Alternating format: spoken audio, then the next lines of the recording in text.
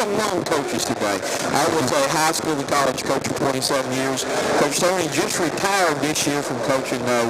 So as you can see, we like to have a lot of fun. We brought stress relief toys with officials. I've had my runs with officials before. You need to have to do that. Well, let's talk a little bit about you're in the broadcasting world now. How are you enjoying your broadcasting career now? You know, I enjoy it. It gives you a chance to stay close to athletics and stay close to the sport. I spent 32 years in football, and it gives you time in the off season. I've got a father lives 2 hours away. He's 86. My mother's 83. My in-laws in their 80s. I have 2 grandchildren now. One in Atlanta, one in Mobile, and I enjoy where I live. I live on the beach down in the Panhandle, Florida. So the profession, an analyst with Raycom Sports right now gives you the opportunity to do that, and then it also gives you a chance to do some faith-based speaking, which I do for the other half of the season. So I enjoy it because it gives you some flexibility. You mentioned, and kind of led in my next question there, how is your dad doing? I've always was a long-time admirer of your dad, and I worked with Fellowship Christian Athletes, was on the board of directors in South Carolina. Had a chance, it was an honor to be on the program speaking with him sometime, but how's he getting along now? Well, his health's good, 86, so we just finished our family vacation. We had 50 strong of the Bowden clan down at the beach, but he played golf every day. I was hiding from him sometimes. I like golf. I don't love golf. He loves golf.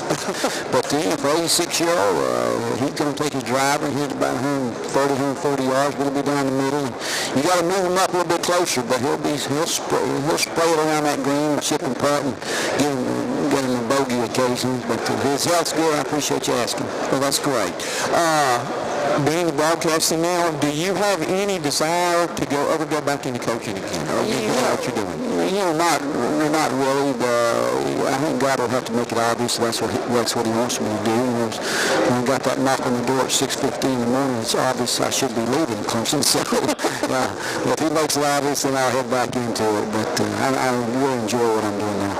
Well, I kind of with you that I coached for 28 years, and it just wasn't fun anymore. And you figure out, what in the world am I going to do? Because coaching is always my life, though. But Bobby Cremens gave me some great advice one time about it. So, when you go into broadcasting, when he just got out of coaching and got in, he said, try to be honest, try to be fair, and remember, you're still a big part of the game, though. And then that's one thing that like I said, I can pull his head off.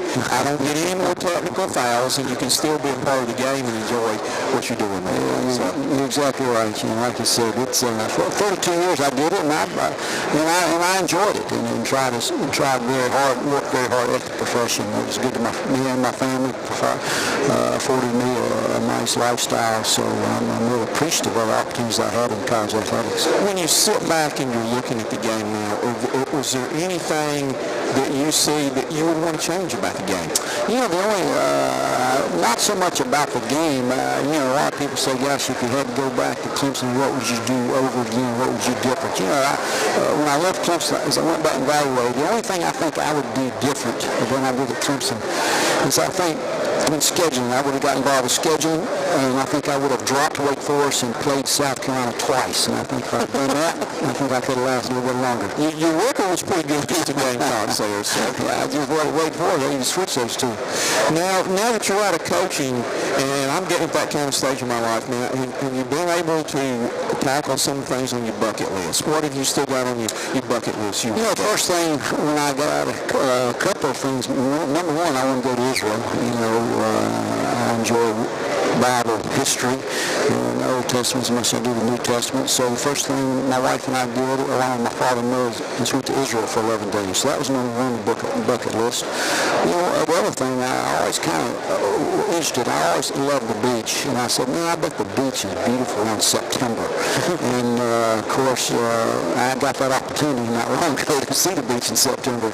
But in the coaching profession, you never get down in September, October, which are great months at the beach. So those are two things on my bucket list that I've got a chance to experience. Talk about what it was like growing up in a family with sports, coaching, and with the strong faith of your family too. Those are things that I guess they're been on my priority list. That I was brought up in a Christian family and raised that way, and always loved sports. But you had the best, I guess, in both worlds along those lines. Well, I really did. I was fortunate that I went into a profession where my father had a lot of success, and I could draw from that wealth of information and wisdom. And then being brought up in a Christian home and finally making a decision, a personal decision to be a follower of Christ. About 12 years old, and I had a father that was also very productive in that walk in his life, his Christian walk, along with my mother. Of course, as they say, a lot of Christians, have a drug problem. I was drugged to church, so I didn't get to vote. But again, that's really helped me in raising my children and now grandchildren. So I'm very fortunate. I had a father that was very productive as a coach and in his walk as a Christian.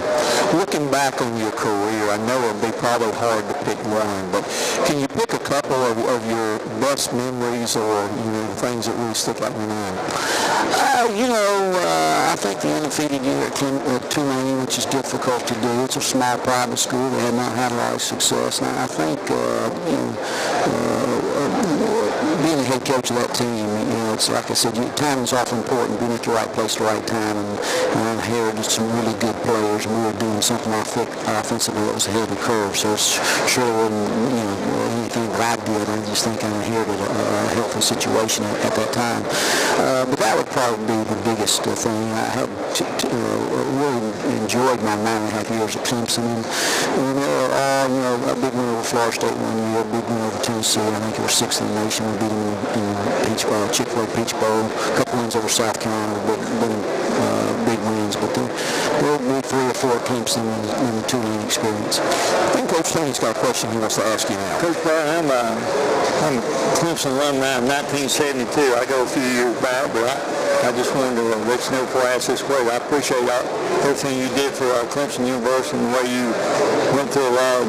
I know you went through a lot of difficult things now, but you can really see, your Christian example, the way you handle the situation, the way you're doing now. What I'd like to ask, I know you're growing up in a very sports-oriented family. About what age did you really start thinking about you'd like to get into the coaching field? I wrote an autobiography in 6th grade. You had to write one yourself. And my mother kept it for a long time. My wife, I have it tucked away somewhere in a box now. But I somehow wrote that I wanted to be a coach. I think I said a college coach simply because my father was a college coach. Had he been a high school coach, I would have said, well, I'd like to be a high school coach. But he happened to be a college coach. And I remember that's the first time. And I really never deviated toward any other profession. My brother Terry, that was the head coach at Auburn and Malcolm Akron, when he went to law school, he got his law degree, then he went into coaching. So I think my brother Jeff flirted with criminology a little bit, then he went into coaching. But for me, I'd always pretty much had a one-track mind. Probably started when I was 12 or 13.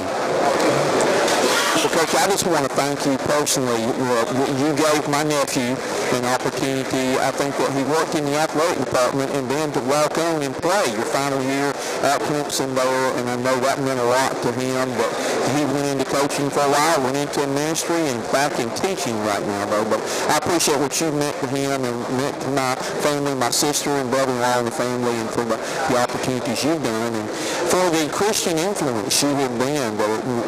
Very seldom, there's a lot of days out here you see in athletics, people get kind of out of perspective, but the way you kept things in perspective and kept your faith in perspective in coaching. Well, I appreciate it. Like I said, 32 years in coaching, I was at some great stops. I was fortunate, born and raised in the South, the coach at Alabama and Auburn. I was at Kentucky and Duke, and as head coach at 2 great institutions in Tulane and Clemson. So football's been good to me, and I think my Christian walk has definitely helped me during those 32 years. But it's been a great experience. Well, we want to encourage you to stay strong in your faith. Tell your father at Cox Sports Broadcasting say hello, and we're looking forward to seeing you on TV this fall with the games. I appreciate it. Hope you'll have a good season. Thank you. All right, that's great. All right, very much, Coach. Good